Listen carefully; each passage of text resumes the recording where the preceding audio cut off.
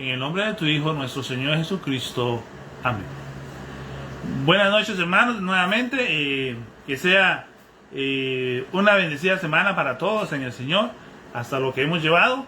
Y los días que hacen falta también que sean muy productivos, que el Señor guarde a cada uno de nosotros, ¿verdad? En nuestros quehaceres diarios, que podamos ser luz donde quiera que estemos. Hoy vamos a tener un mensaje de evangelio. Siempre hay enseñanza para nosotros como creyentes. El evangelio mismo es una enseñanza, ¿verdad? Y hermanos, hoy vamos a leer San Juan capítulo 9. Podemos ir tal vez buscando San Juan capítulo 9. Es la historia del ciego de nacimiento. San Juan 9. Vamos a ir un poquito ligero en cada uno de los personajes y vamos a aprender algunas cosas de cada uno de ellos. Y el título de esta predicación es Ganar la entrada a la sinagoga. Ganar la entrada a la sinagoga. Entonces vamos a empezar con San Juan capítulo 9, versículo 1, hermanos. Espero que ya todos lo tengan en sus casas, donde se encuentren. San Juan 9:1 dice: Al pasar Jesús vio a un hombre ciego de nacimiento, y le preguntaron sus discípulos, diciendo: Rabí, ¿quién pecó, este o sus padres, para que haya nacido ciego? Respondió Jesús: No es que pecó este ni sus padres, sino para que las obras de Dios se manifiesten en él. Me es necesario hacer las obras del que me envió, entre tanto que el día dura. La noche viene cuando nadie puede trabajar. Entre tanto que estoy en el mundo, luz soy del mundo. Dicho esto, escupió en tierra e hizo lodo con la saliva, y untó con el lodo los ojos del ciego. Y le dijo: Ve a lavarte en el estanque de Siloé, que traducido es enviado. Fue entonces y se lavó y regresó viendo. Dios bendiga su santa palabra en lo que hemos leído y las citas o los versículos que vamos a leer después, hermanos. Tenemos aquí a un ciego de nacimiento y a Jesucristo. Vienen otros personajes que se van sumando conforme se va desarrollando el capítulo 9. Y tenemos como 5 personajes aproximadamente. Aquí el primer personaje que vamos a comentar es nuestro Señor Jesús. Cuando le preguntan, bueno, y al ciego de nacimiento también. Este hombre, ciego de nacimiento, nos representa a nosotros. Él es el hombre que es pecador, porque nuestros primeros padres, Adán y Eva, fueron pecadores, cayeron allá tristemente en el relato de Génesis 3, la caída de Adán y Eva, ¿verdad? Por su desobediencia. Y entonces, hermanos, hermanas, todos nosotros después que venimos somos pecadores. Como se hace la ilustración sencilla, no puede un árbol de mango dar otra cosa de fruto sino mango. Entonces, también si nuestros primeros padres, Adán y Eva, fueron pecadores, también nosotros, toda la descendencia humana, somos pecadores. Es ciego de nacimiento, es una enfermedad. No vamos a decir que la enfermedad es el pecado, pero nos ilustra un poco en el sentido de que este hombre es ciego de nacimiento. Nosotros traemos esta naturaleza pecaminosa, todos los hombres sin excepción, porque nuestros primeros padres fueron pecadores, la traemos desde nacimiento. Nosotros pecamos no porque pecamos en sí, nosotros pecamos porque somos pecadores. Somos pecadores por naturaleza y por práctica. Y se manifiesta esta naturaleza de pecado en nuestra vida. Y el pecado nos separa de Dios. Todo aquel que no haya aceptado a Cristo está todavía en su condición perdida, muerto en delitos y pecados, necesitado espiritualmente. Así como claramente este hombre ciego de nacimiento tenía una necesidad desde el día que nació, nosotros, aunque pequeños y no sabíamos diferenciar entre el bien y el mal, éramos y somos pecadores desde entonces y hasta ahora. Solo que ahora, ya grandes, entendemos lo que está bueno y lo que está malo. Ya no con aquella inocencia de un bebé. Lo cierto del caso es que desde el nacimiento también somos pecadores, desde que fuimos concebidos. Entonces, nos ilustra de esta forma esta condición de ciego de nacimiento, un poco lo del pecado, y vemos acá que él tenía una necesidad y seguramente él tenía que pedir para sobrevivir, no podía desempeñarse con algún trabajo, era algo bien difícil para él vivir con esta enfermedad, ciego de nacimiento, le limitaba, no era productivo socialmente y entonces había estado en oscuridad siempre. Él se veía a sí mismo, se consideraba a sí mismo en necesidad. Amigo, amiga que puede estarnos aquí escuchando, la primera cosa, aunque podamos decir, vemos con mis ojos físicos, aunque podamos decir, tengo todas las cosas, bendito Dios, y así es, y Dios se las ha provisto, pero si no hemos tenido un encuentro personal con el Señor Jesucristo, tenemos necesidad de lo más importante sobre este planeta, que es ser reconciliados con Dios, de que es que seamos perdonados de nuestros pecados, porque si morimos así, sin haber aceptado a Cristo en vida ahora, que es tiempo de oportunidad, tiempo de salvación, iremos y nos presentaremos delante de Jesús, pero como un juez, y juzgará nuestros pecados y sufriremos el castigo eterno, separados de la gloria de Dios por siempre. Ese es el destino de la persona que no ha confiado en Cristo. Pero en este punto, ese ciego de nacimiento le pasó algo, lo mejor que le pudo haber pasado. Se encontró con Jesús. Y algo que le facilitó este encuentro con Jesús es que por su experiencia, por su vida, por su dificultad, por su enfermedad, él sabía, soy necesitado. A veces, mi amigo, mi amiga, tener tantas cosas en este mundo, o si Dios nos ha bendecido, porque todas las cosas proceden de Dios, nos hace olvidar que realmente tenemos necesidad de Jesús como nuestro Salvador, de pedirle al Señor perdón por nuestros pecados. Nos hace olvidar que somos pecadores y tenemos una cuenta de pecado delante de Dios que necesita ser saldada, necesita ser perdonada, y nada de lo que podamos hacer por nosotros mismos podrá cambiar esa circunstancia, porque somos pecadores y no podemos dar algún precio por el rescate de nuestra alma. Así como este ciego de nacimiento no podía cambiar su estado, ¿quién podría darle vista al ciego? ¿O el ciego podría de alguna forma buscar esa vista que se le había sido negada toda su vida? No podía, eso está fuera de los límites humanos, y todavía en la actualidad es difícil. Casos de ceguera, depende, porque ha avanzado bastante la medicina, pero hay casos de ceguera y es imposible dar la vista. Pero entonces, reconociendo esto el ciego, que no había medio por el cual pudiese recuperar la vista, que él estaba en necesidad, le pasó lo mejor que podía acontecerle, en tener un encuentro con el Señor Jesucristo. Una necesidad física que él tenía, que le limitaba para muchas cosas, y entonces le preparó en su corazón para venir al encuentro con el Señor. Mi amigo, mi amiga, si andas ahí por la vida y no has pensado en el destino eterno de tu alma, porque el alma nuestra es eterna, Dios ha puesto eternidad en nuestros corazones y no lo logramos entender, pero Dios nos dice que nuestra alma es eterna, y Dios nos dice que sin Cristo estamos muertos en delitos y pecados, destituidos de la gloria de Dios, separados del Señor, no tenemos nada que ver con el Señor, porque somos pecadores y nuestros pecados ponen una separación entre Dios y nosotros. En tanto no hemos venido a Jesús para que nos limpie de todo pecado, todavía entonces necesitamos del Señor que nos salve. Esa es la principal necesidad del hombre. Y así como el ciego no podía recuperar la vista, también el hombre no puede limpiarse de sus pecados, ni el hombre a sí mismo, ni ningún otro hombre para otro hombre. Solo Jesucristo, que es Dios hombre y que dio su vida en rescate nuestro en la cruz de Calvario. Entonces las personas empiezan a hablar, ¿verdad? Los discípulos le decían, ¿quién pecó, Señor? ¿Este o sus padres? Y el Señor le dice, no, están equivocados. No es que pecó este o sus padres, no, sino es para que las obras de Dios se manifiesten en él. ¿Sabe, mi amigo, mi amiga? El Señor Jesucristo murió por nosotros en la cruz para salvarnos.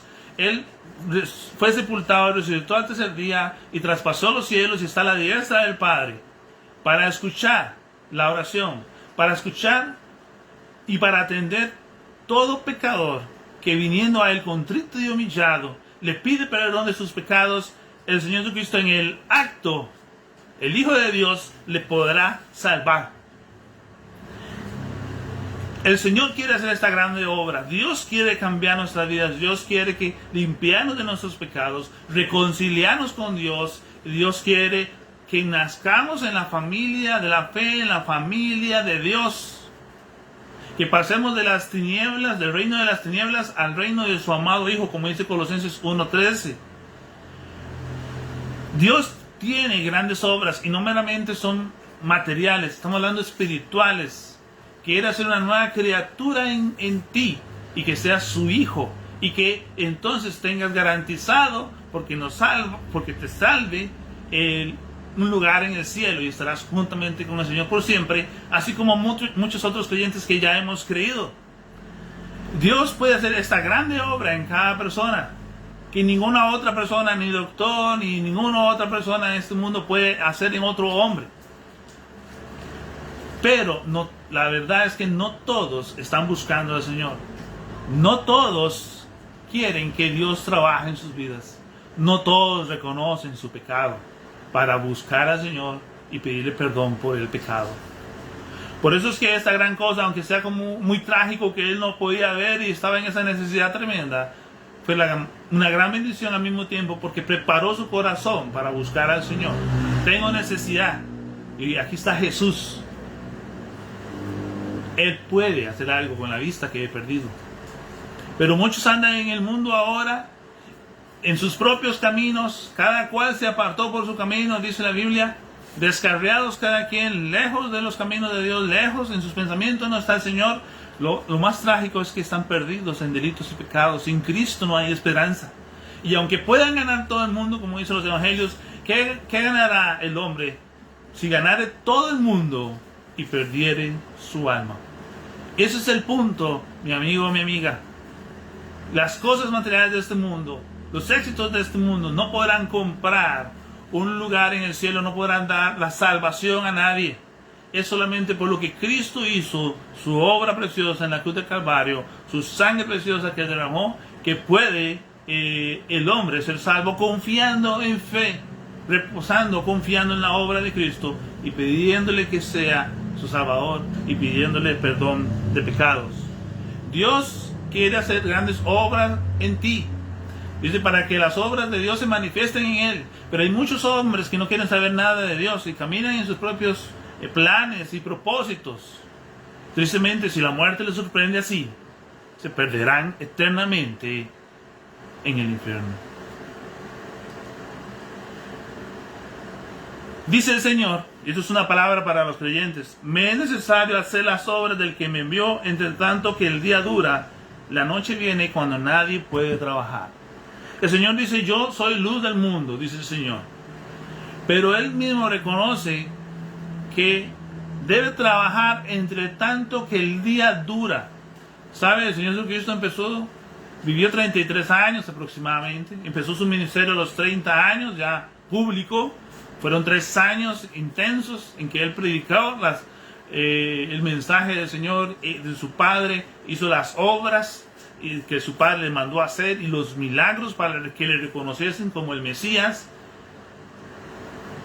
Pero Él sabía que al final de su ministerio público, de esos 3 años, tenía que sufrir esa muerte cruenta en la cruz del Calvario. Entre tanto llegar a esa muerte, dice Él, entre tanto que el día dura, dice aquí, es cuando debo de trabajar. Él sabía, el Señor Cristo sabía que tenía que aprovechar bien el tiempo.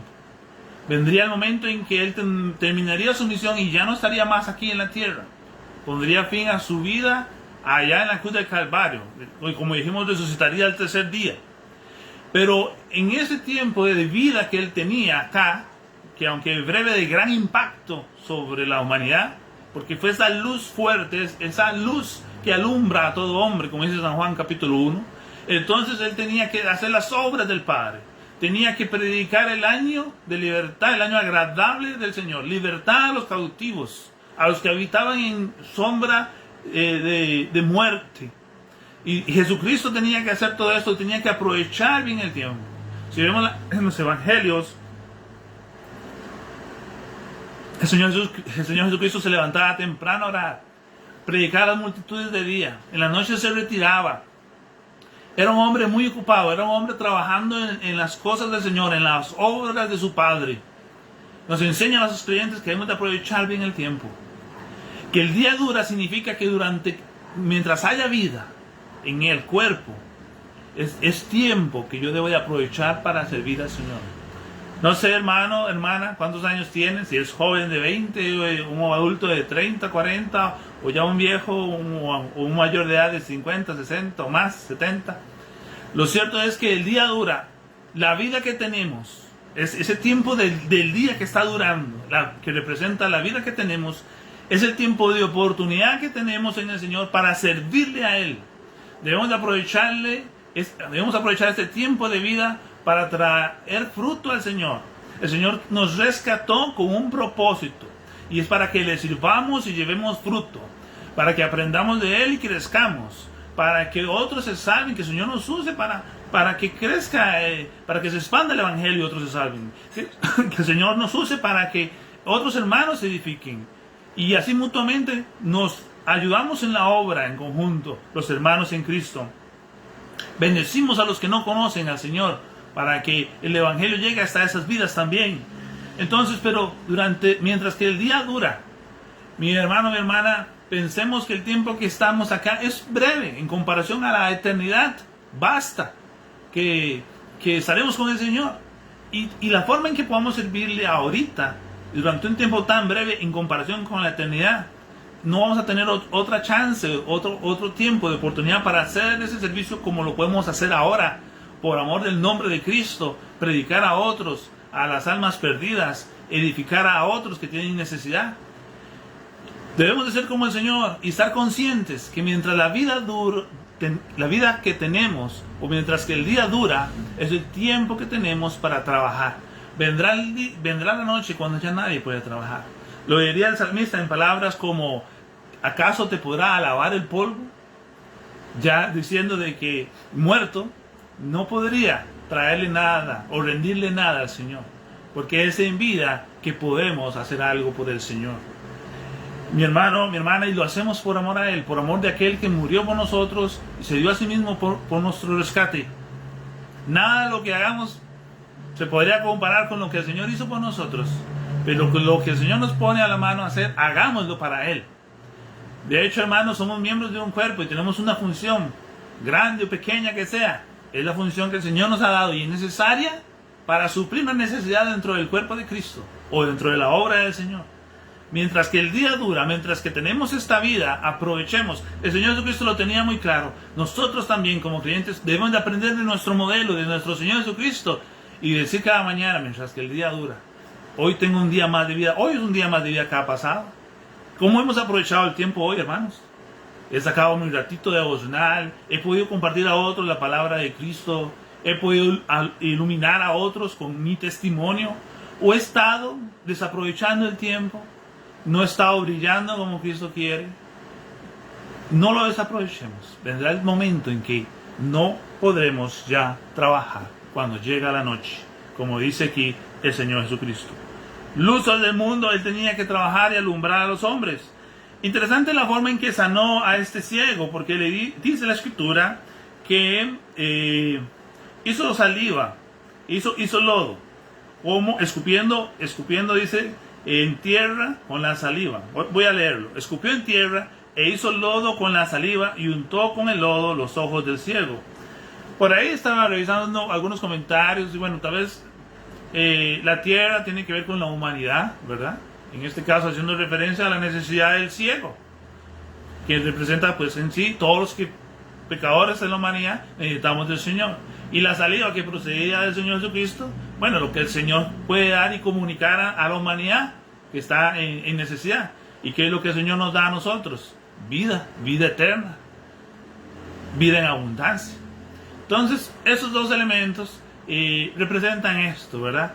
La tierra, la humanidad, que hay en la cual hay necesidad, que está muerta en delitos y pecados y necesita de un Salvador. Y la saliva que proviene de nuestro Señor Jesucristo representa lo que el Señor nos puede dar a nosotros, que es vida eterna, vida en abundancia porque perdone nuestros pecados y así espiritualmente pasamos de muerte a vida. Dice después, ve y lávate en el tanque que se llama, en el estanque de Siloé, que traducido es el enviado. Y esto nos recuerda acerca de nuestro Señor Jesucristo. Jesucristo es el ungido de Dios, el Mesías, el Cristo. El Padre lo ungió para venir a predicar el año agradable del Señor, las buenas nuevas de salvación. Él fue enviado, él estaba en sus glorias magníficas, en perfecta comunión con el Padre.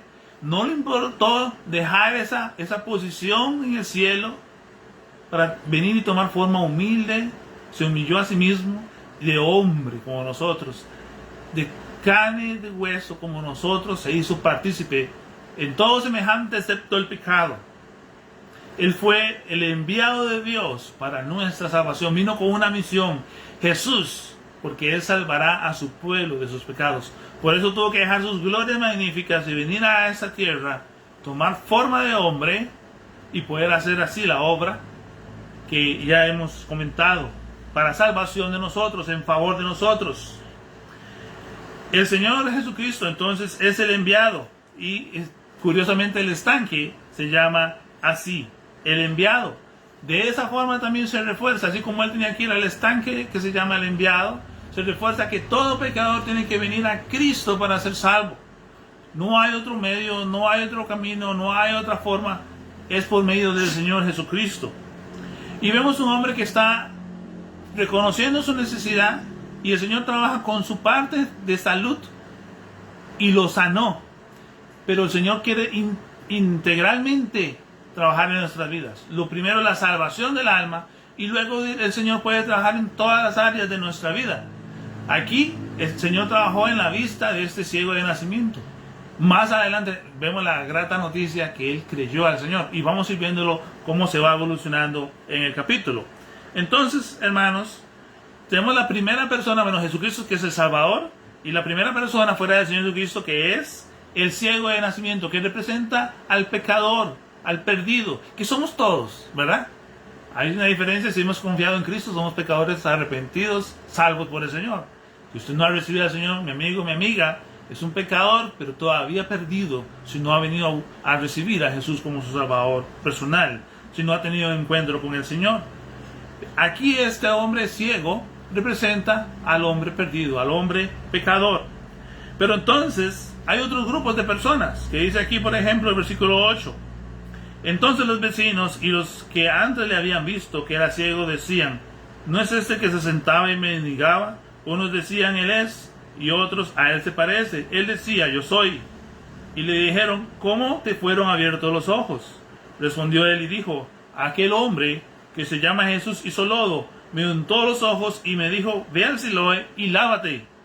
Y fui y me lavé y recibí la vista. Entonces le dijeron: ¿dónde está él? Él dijo: no sé.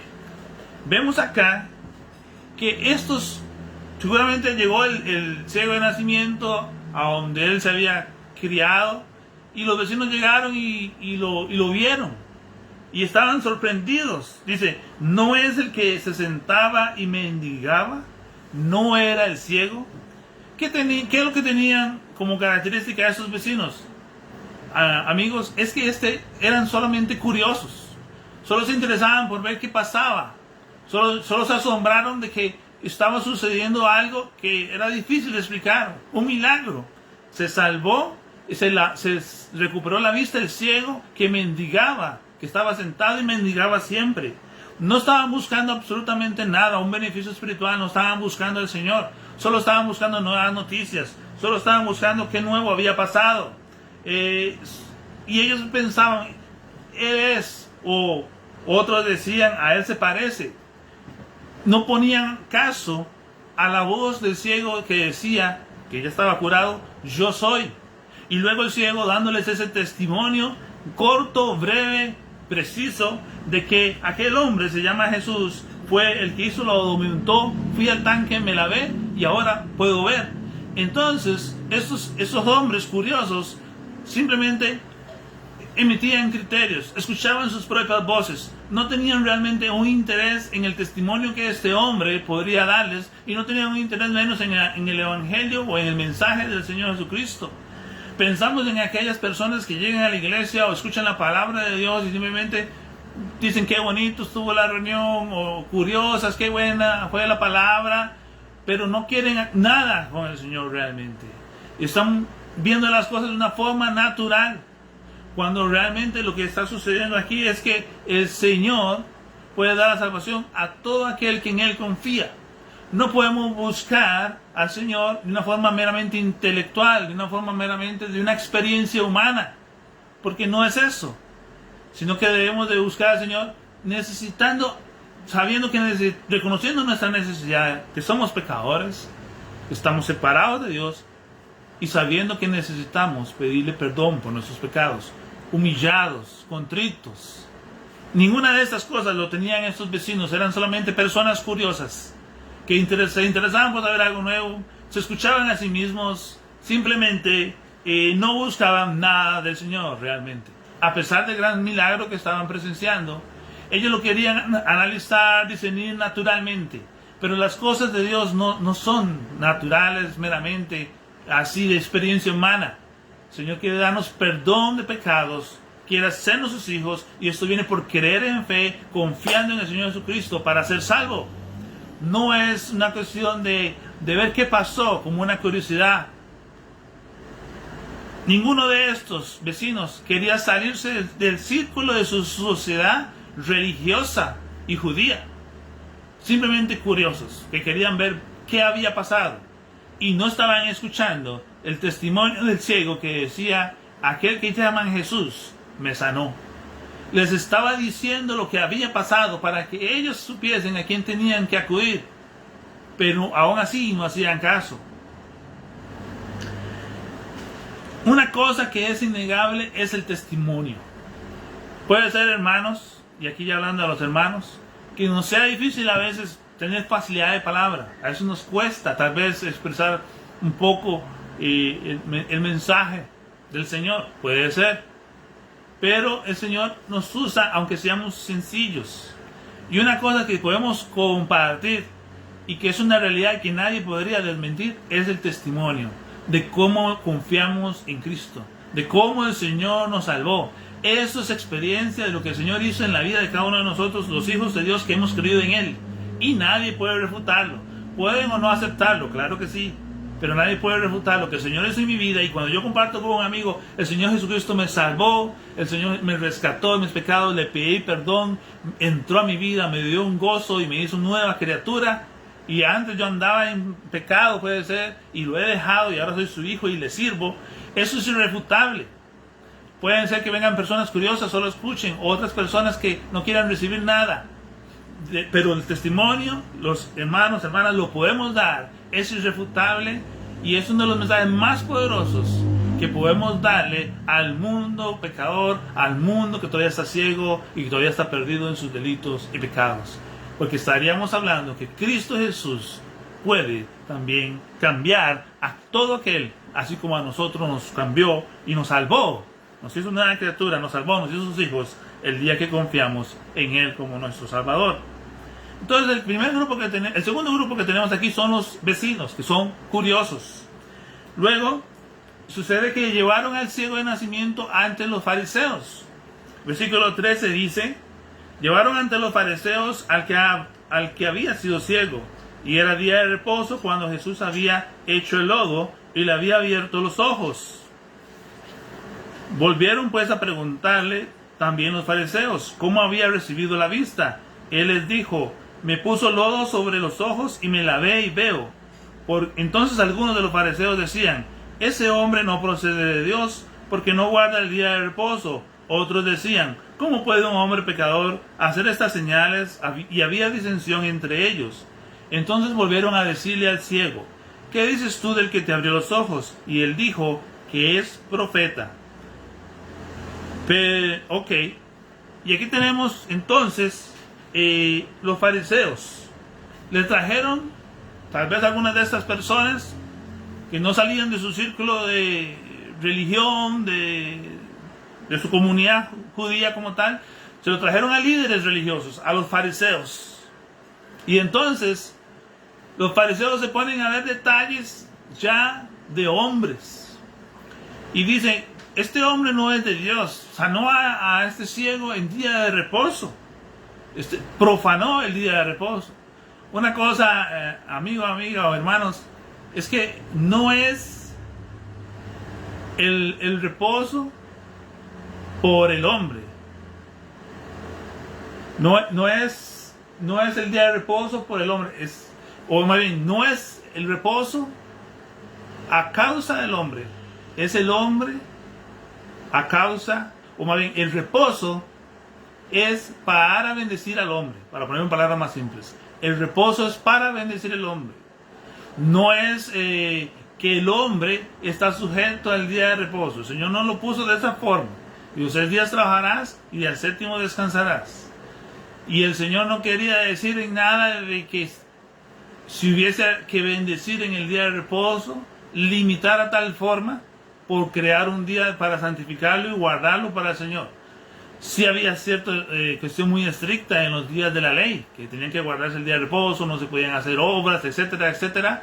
Pero lo que realmente quería el Señor era que se guardara un reposo para consagrarse al Señor, para santificarse y consagrarse al Señor, y para hacer las obras de Dios. Pero luego, cuando le quitamos la parte espiritual, lo legalizamos y le ponemos mandamiento de hombre, decimos no se puede hacer nada el día de reposo, que en este caso era sábado, pero perdemos de punto de vista para el propósito por el cual el Señor creó el día de reposo en su momento. Ahora estamos en un momento de transición aquí, ¿verdad? En el sentido de que viene Cristo, está Cristo en la tierra, está haciendo su ministerio y estamos pasando de la ley hacia la gracia. Y el Señor empieza a hacer ciertas cosas que chocan contra este status quo, por decirlo así, de la ley. Pero es porque el Señor viene a cumplir todas esas cosas de la ley y a establecer el pacto de su sangre, el pacto de la gracia. Y estamos en este tiempo de transición. Jesucristo está viviendo en este tiempo de transición porque Él es, ¿verdad?, sobre su sacrificio en la cruz del Calvario, que se establece un nuevo pacto, el pacto de la gracia, en que se cumplen todas aquellas cosas de la ley, del antiguo pacto, del pacto de la ley. Pero ellos se quedaron en la ley. Los fariseos se quedaron en la ley. No vieron que en Jesucristo todas las profecías, todo lo que los profetas decían, todo lo que Moisés decía, todo hallaba su cumplimiento en el Señor Jesucristo.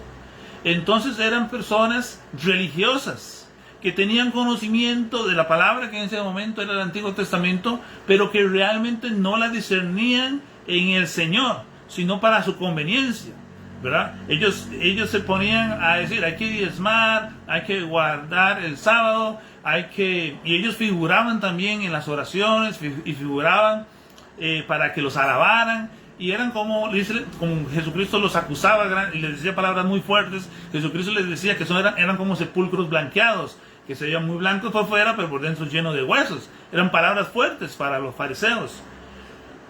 Lo que quiero decir es que entonces esos hombres, los fariseos, confiaban en su religión, confiaban en lo que ellos entendían y lo que conocían de la escritura, pero estaban muy lejos de lo que el Señor estaba revelando en estos días que estaba Jesucristo en la tierra. Porque ¿qué estaba pasando? Todas esas palabras del Antiguo Testamento, todas esas profecías del Antiguo Testamento se cumpliendo en la persona de Cristo. Pero ellos no reconocían a Jesucristo como el Mesías, más bien lo rechazaron, y como nación también lo rechazaron los israelitas y le crucificaron allá en la cruz del Calvario. Entonces se podían sentir muy a gusto los fariseos y podían participar de la sinagoga y podían tener su ley y podían tener su religión y podían tener su grupo judío, su comunidad judía, pero no creían al Señor porque confiaban en todas esas cosas y no creían a la obra de Jesucristo que Él estaba haciendo en sus días, en su tiempo, y que estaba haciendo las obras que su Padre le había enviado en cumplimiento a esa misma ley que ellos estudiaban. Es triste, hermanos, porque los fariseos nacieron como un buen grupo, un grupo devoto, un grupo apegado a las escrituras. Pero luego el diablo hace su obra y empieza a mezclar el error, ¿verdad?, con la verdad, y terminaron perdiendo el camino y se desviaron. Y pasaron de ser un grupo fiel, defensor de las escrituras, a lo que en este momento ya eran los fariseos. Simplemente personas legalistas que guardaban una religión y que estaban lejos de los caminos de Dios en sus corazones y hacían las cosas como un legalismo, hacían cosas de mandamientos de hombres y estaban lejos realmente de cumplir la palabra de Dios. Y claro, se sienten bien. ¿Por qué? Porque nosotros tenemos la ley de Moisés, nosotros tenemos aquí la sinagoga, nosotros tenemos las palabras de Dios. Qué increíble, amigo, amiga, es que teniendo tanto conocimiento del Antiguo Testamento, no podían entender lo que realmente quería Dios decir en esas palabras. Y no hallaron el cumplimiento de esas profecías en la persona de Cristo, el Mesías que Dios les había enviado. Ya lo meditamos. Jesús fue el enviado de Dios. Cuando Él vino, dice que a los suyos vino y los suyos no lo recibieron. No, en sus corazones espiritualmente estaban incrédulos, insensibles a lo que el Señor estaba haciendo. Ese es el segundo grupo de personas, los incrédulos, que conociendo aún la palabra, son incrédulos y no creen en el Evangelio, la palabra de Dios, para poder ser salvos. Están tan endurecidos que no quieren nada con el Señor. Los incrédulos no se salvan. Mi amigo, mi amiga, que tu corazón no esté tan endurecido, que no estés confiando en algo que crees que es la verdad absoluta, pero está fuera de los caminos de Dios, que no considera a Cristo. Estás perdido. No hay religión, no hay conocimiento que salve. Es una persona que salva y es Cristo. Y eso es lo que los fariseos no estaban entendiendo. La religión, podrían sentirse tal vez, por decirlo así, en palabras más de actual, muy cristianos. Tenemos la religión, tenemos la ley.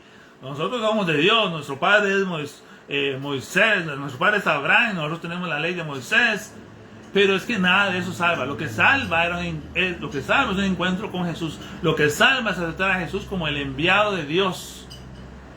Y ellos, a pesar de tener las escrituras, estaban lejos de lo que el Señor estaba haciendo y lo que el Señor estaba revelando en la persona de su Hijo Jesucristo, a quien había enviado. La religión, entonces, mi amigo, mi amiga, es una tentación, es una trampa en la que las personas se sienten muy a gusto, porque nos hace pensar que estamos en el Señor, pero la religión no salva a nadie. Es Jesús. Si no has confiado en Cristo y toda tu vida está llena de legalismo, de mandamientos de hombres o de una religión que cumples puntualmente, pero que no has realmente aceptado a Cristo, no has reconocido tu pecado y que necesitas perdón de tus pecados y no has venido a Cristo para que te limpie de todos tus pecados, sino que simplemente has seguido una religión, una religiosidad en tu vida, eso no salva. Dice, el que cree en el Señor Jesucristo será salvo. No dice que el religioso. La religión, por decirlo así, en palabras un poco fuertes, la religión es el camino cristiano del diablo para perder las almas. La religión es el camino cristiano del diablo para perder las almas. El diablo ha creado esa estrategia para hacer sentir muy bien a las personas. Estamos guardando las cosas de la religión, las cosas que nos llevan a Dios. Pero ¿qué es lo que nos lleva a Dios? Dice, yo soy el camino, la verdad y la vida. Jesús dijo eso. No es la religión, es el Señor, la palabra del Evangelio, que habla del Señor Jesucristo mismo, la que lleva al hombre a reconciliar a Dios. Y Dios, que es santo, puede perdonar al hombre que es pecador sobre la base del sacrificio de Cristo, no de la religión. La religión propone hacer obras para reunir al hombre con Dios, y eso es imposible, porque no es por obras para que nadie se gloríe. Y además, hermanos, amigos, el hombre es una máquina de producir pecado. Entonces, la religión es un engaño grande, es el camino cristiano con el cual el diablo ha engañado a multitudes para llevarlas y perderlas al infierno eternamente.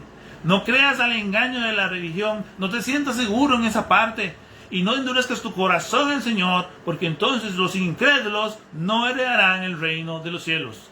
El segundo grupo es bastante más fuerte. Primero eran curiosos y en este otro grupo los incrédulos, los fariseos, que aunque tenían apariencia de piedad y de conocimiento de las cosas de Dios, estaban fuera de los negocios de Dios, fuera de la obra de salvación que Dios estaba haciendo en la persona de su Hijo Jesucristo. Y entonces los fariseos son incrédulos perdidos. Los fariseos ganaban con certeza la entrada a la sinagoga. Ganar la entrada a la sinagoga. Muy cómodos en su grupo. Aceptados se podrían haber sentido los fariseos. Aceptados se podían haber sentido los vecinos, los curiosos en su comunidad judía. Pero ganando la entrada a la sinagoga, pero mi amigo, perdiendo la entrada al reino de los cielos. ¿De qué sirve ganar la entrada a cualquier lugar en esta tierra, pero perder el acceso al cielo? Que cuando muramos y nos presentemos delante del Señor, no va a ser delante del Salvador, sino ante un juez que nos va a juzgar por los pecados justamente, y estaremos sufriendo el castigo eterno, separados del Señor por siempre. Y entonces, solo por mencionar, y vamos terminando el mensaje, dice aquí en el versículo 18, pero los judíos no creían que él había sido ciego y que había recibido la vista, hasta que llamaron a los padres del que había recibido la vista, y le preguntaron diciendo, ¿este es vuestro hijo, el que vosotros decís que nació ciego? ¿Cómo pues ve ahora? Sus padres respondieron y les dijeron, sabemos que este es nuestro hijo y que nació ciego, pero como ve ahora no lo sabemos, o quien le haya abierto los ojos, nosotros tampoco lo sabemos. Edad tiene, preguntadle a él, él hablará por sí mismo. Esto dijeron sus padres porque tenían miedo de los judíos, por cuanto los judíos ya habían acordado que si alguno confesase que Jesús era el Mesías, fuera expulsado de la sinagoga. Entonces los padres, por miedo, no aceptaron que Jesús lo había curado. Quisieron quitarse ese problema de encima porque no querían ser expulsados de la sinagoga, de sus derechos dentro de la comunidad judía. Ganaron la entrada de la sinagoga a los padres del ciego, pero perdiendo la entrada del cielo. Si después, no lo dice la Biblia, si después no aceptaron a Jesucristo en el resto del transcurso de su vida. Los padres es otro grupo de personas, los cobardes. Los cobardes. Por miedo del qué dirán, por miedo del grupo al que pertenezco. Nosotros aplicándolo en nuestra actualidad, no vale lo que piensan los demás. Aún la misma familia se podría venir encima porque quieras rendir tu vida a Cristo. Y nos dé temor, puede ser, mi amigo, mi amiga. Pero si lo pones en una balanza, nada vale más que la seguridad eterna de tu alma. La aceptación de nuestra familia, la aceptación de algún grupo.